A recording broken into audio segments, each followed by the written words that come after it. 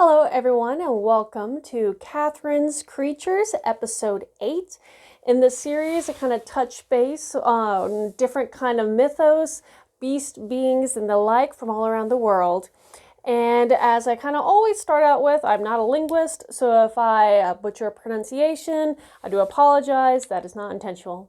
Now today I'm jumping back over to Nordic mythology.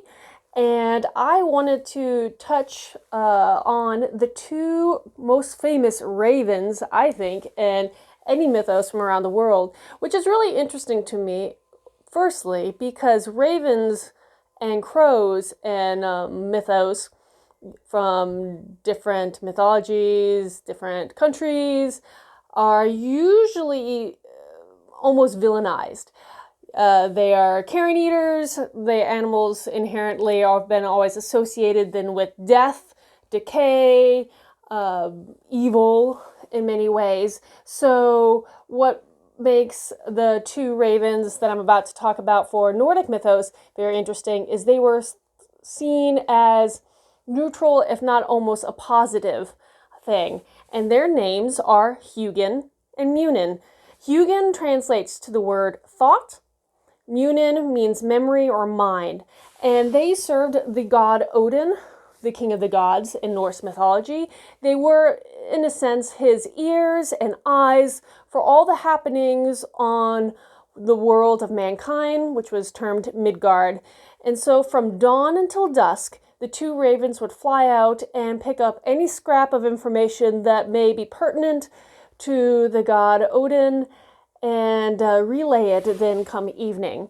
Now there are some myths, some quotes from different poems, the ancient sagas that mention how much Odin really does love these two birds, and he actually fears the fact the day that the birds, sorry, a little tongue tie right there, might not return. And though I can't remember the quote exactly, it goes along the way of how much he fears that Huginn may not return, but even more so Muninn. So definitely he has a bias between the two for whatever reason. He likes memory over thought. Now, if you don't know anything about Odin as a god, and I know this is side tangenting. Wow, again, tongue-tied today. Bear with me.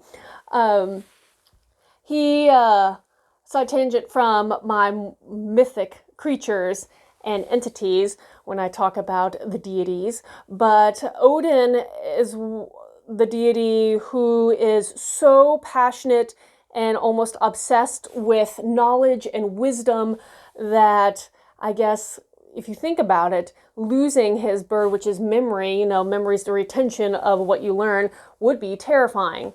But the birds have always been very prominent figures in the art and culture during the Viking era, and even some of the Germanic tribes of the time that respected Odin/Woden.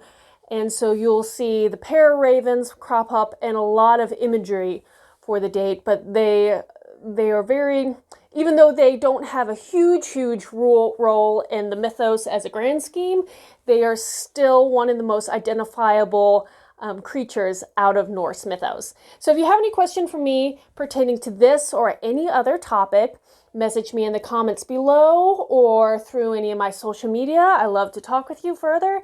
And until next time, Skål.